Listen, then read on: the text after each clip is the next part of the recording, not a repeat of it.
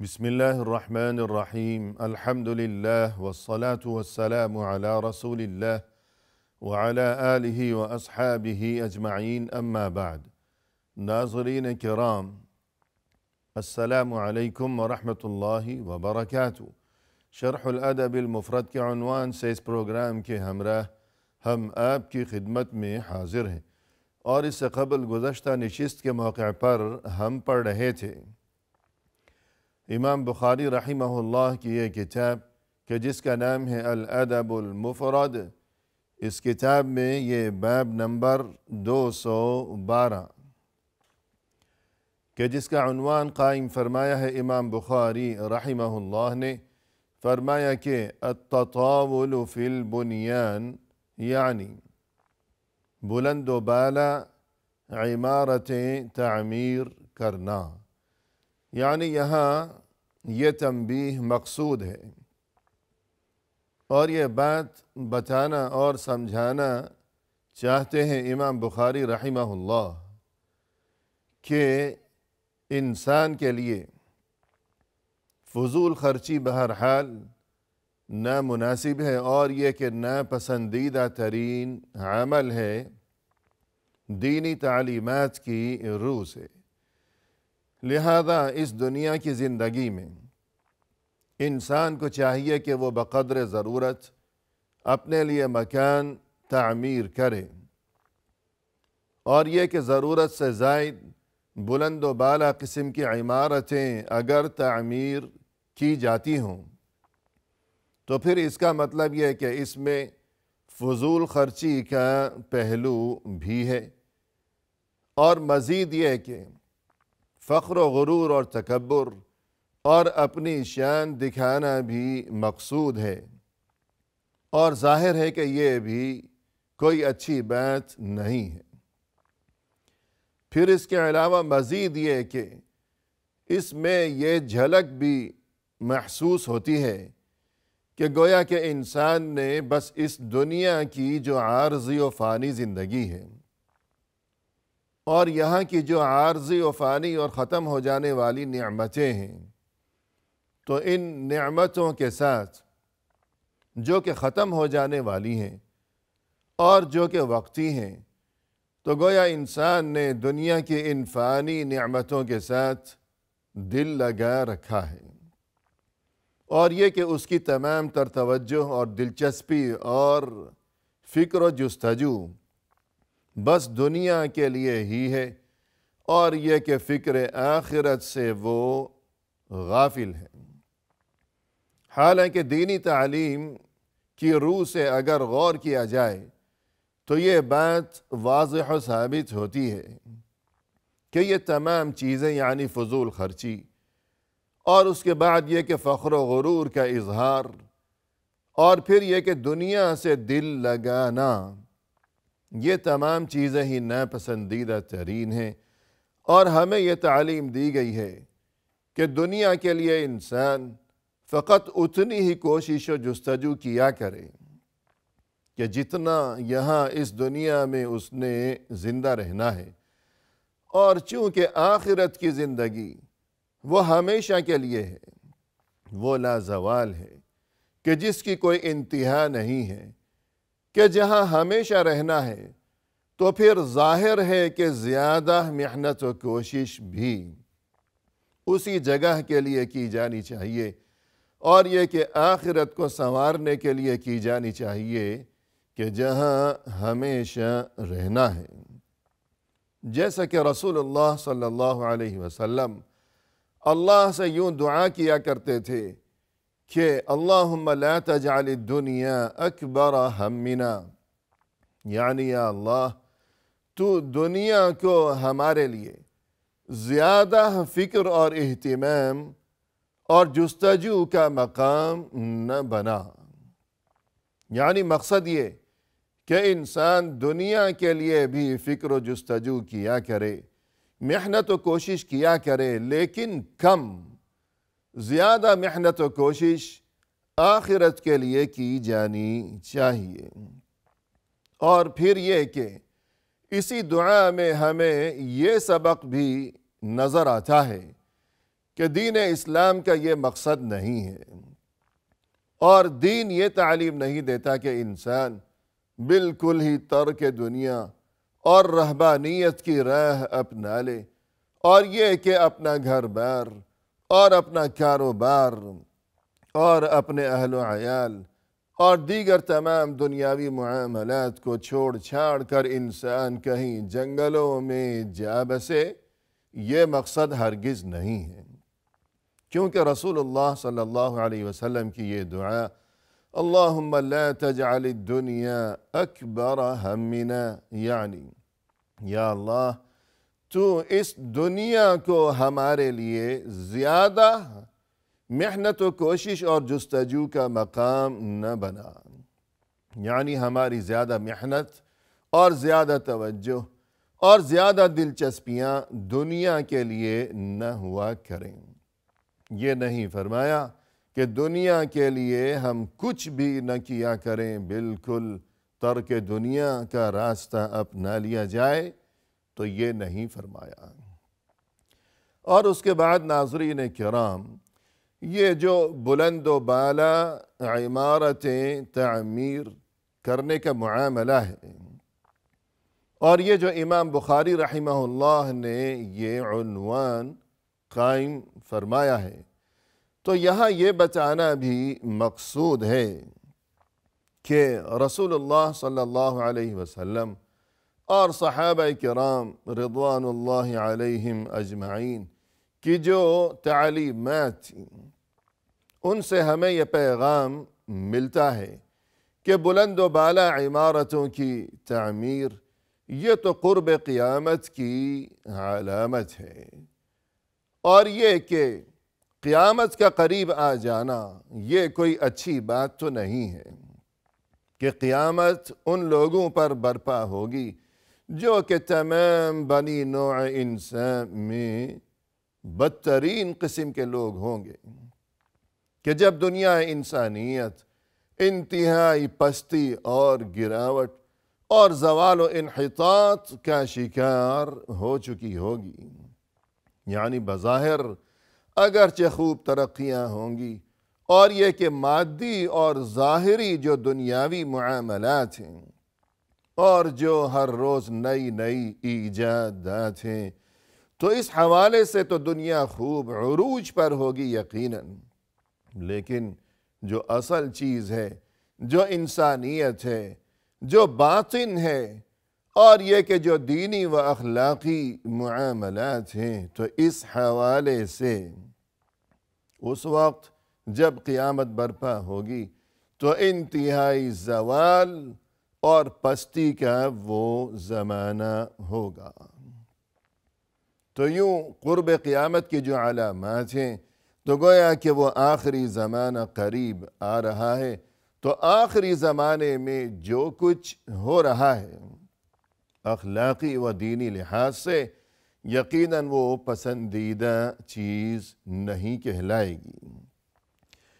اور اس کے علاوہ یہ کہ رسول اللہ صلی اللہ علیہ وسلم اور آپ کی ازواج مطہرات اور یہ کہ آپ کے صحابہ کرام رضوان اللہ علیہم اجمعین، یہ تمام جلیل القدر ہستیاں کہ اللہ کے ہاں جن کا انتہائی بلند ترین مقام و مرتبہ تھا، لیکن ان کا جو طرز زندگی تھا کہ یوں دنیا میں رہتے ہوئے یہ ان کی رہائش گاہ اور یہ ان کا انداز اور ان کا یہ طرز بود و باش، اگر ان چیزوں کا مطالعہ کیا جاتا ہے تو ہمیں صورتحال کچھ یوں نظر آتی ہے کہ سیدھے سادھے ان کے گھر ہوا کرتے تھے، جیسا کہ اس سے قبل اسی باب میں ہم نے وہ ایک اثر پڑھا ہے کہ جس میں یہ تذکرہ کیا گیا ہے کہ حسن بصری رحمہ اللہ نے فرمایا کہ میں عثمان بن عفان رضی اللہ عنہ کے زمانہ خلافت کے دوران جب میں مدینہ میں تھا، تب میں نے رسول اللہ صلی اللہ علیہ وسلم اور ازواج مطہرات کے جو مکانات تھے میں ان مکانات کے اندر گیا اور یہ کہ میں نے وہاں کھڑے ہو کر اپنے ہاتھ سے ان مکانات کی چھت کو چھو لیا تھا۔ یعنی اتنے سیدھے سادھے وہ مکانات، اور چھت اس قدر نیچے تھی کہ انسان زمین پر کھڑا ہوا ہے اور بغیر کسی سیڑھی کے یوں ہاتھ بلند کیا تو چھت کو چھو لیا۔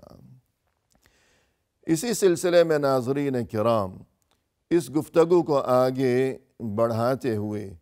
آج ہمارے سامنے یہ نیا اثر ہے کہ جس کا نمبر ہے 451، اور اس میں بھی رسول اللہ صلی اللہ علیہ وسلم اور صحابہ کرام رضوان اللہ علیہم اجمعین کے وہ گھر، ان کے وہ مکانات اور ان کا وہ طرز زندگی، اس چیز کی منظر کشی کی گئی ہے، اور یہ کہ کس قدر سادہ ہوا کرتے تھے ان کے مکانات، حالانکہ اللہ سبحانہ و تعالی کی طرف سے، خالق ارض و سماء کی طرف سے ان جلیل القدر شخصیات کو ہمارے لیے اور قیامت تک تمام دنیا انسانیت کے لیے اسوہ حسنہ، یعنی بہترین نمونہ، اور یہ کہ روشن مثال اور مشعل راہ قرار دیا گیا ہے،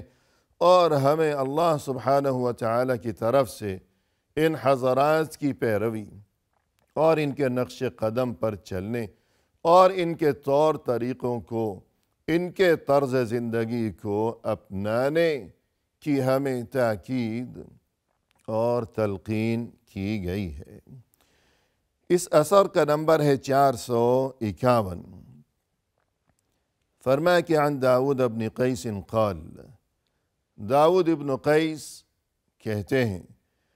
رأيت الحجرات من جريد النخل مغشا من خارج بمسوح الشعر، میں نے حجرات یعنی رسول اللہ صلی اللہ علیہ وسلم کی وہ جو رہائش گاہ تھی،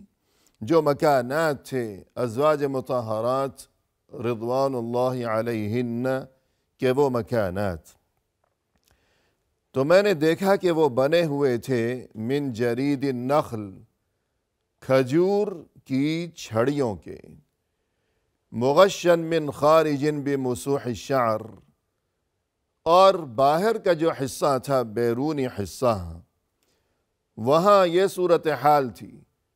کہ کھجور کی ان چھڑیوں کے اوپر اونی چادریں ڈالی گئی تھیں۔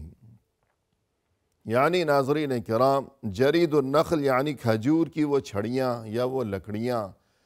یعنی کھجور کی جو ٹہنیاں ہوا کرتی ہیں، کھجور کے درخت کی وہ شاخیں، اگر ان کے پتے اتار دیے جائیں، اور پھر یہ کہ اس زمانے میں یہ رواج تھا کہ کھجور کے درخت کی ٹہنیوں کے پتے اتارنے کے بعد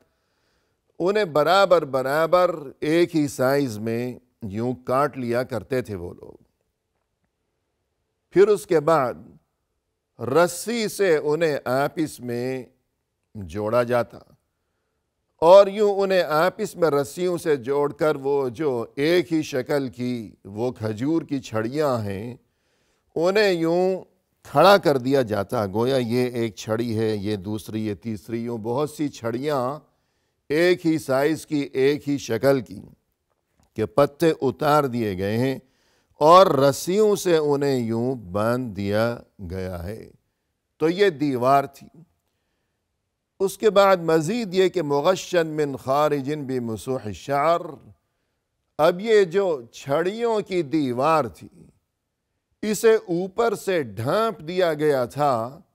اونی چادروں سے۔ یعنی یہ جو چھڑیاں ہیں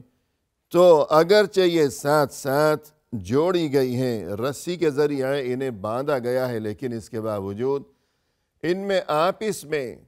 کچھ فاصلہ رہ جایا کرتا تھا کہ درمیان میں رسی کا جو بل ہے یا گرہ ہے۔ پھر یہ کہ جو کھجور کی چھڑیاں ہیں تو ان میں قدرتی طور پر کچھ فاصلے سے وہاں گرہ سی بنی ہوا کرتی ہے، تو یوں اس وجہ سے انہیں آپس میں ملانے اور جوڑنے کے باوجود کچھ دوری اور کچھ فاصلہ باقی رہ جایا کرتا تھا تاکہ اندر نظر نہ آ سکے اور بے پردگی سے حفاظت کا انتظام کیا جا سکے۔ تو اس مقصد کے لیے اب یہ جو دیوار بن گئی ہے چھڑیوں کی، انہیں ڈھانپ دیا جاتا تھا اوپر سے موٹے کپڑے سے یا اون کی بنی ہوئی چادروں سے کہ موٹا کپڑا ہے، اور یہ کہ یوں گویا کہ پردے کا انتظام بھی کیا جاتا تھا اس زمانے میں۔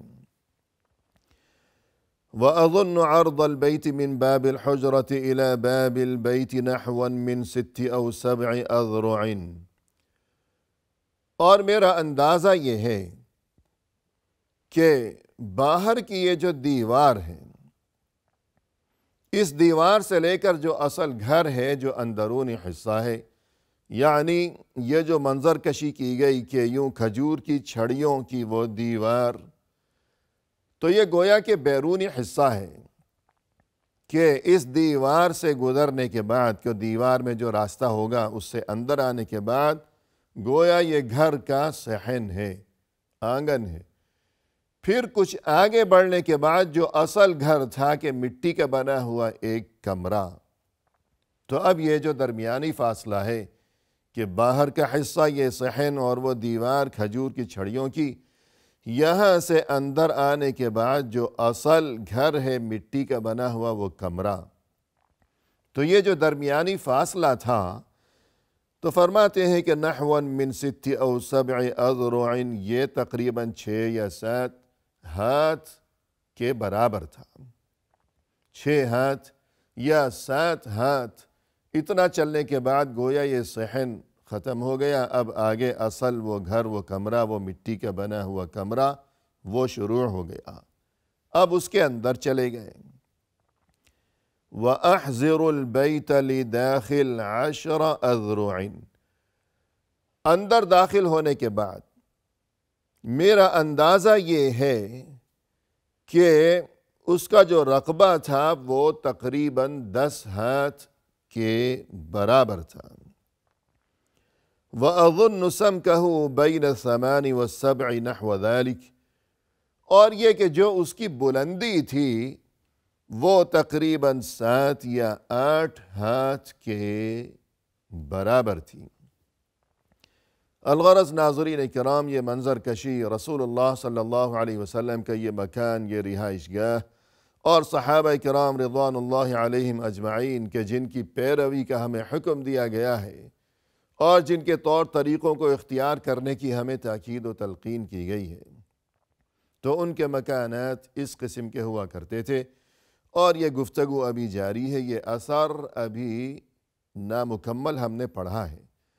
البتہ آئندہ اس بارے میں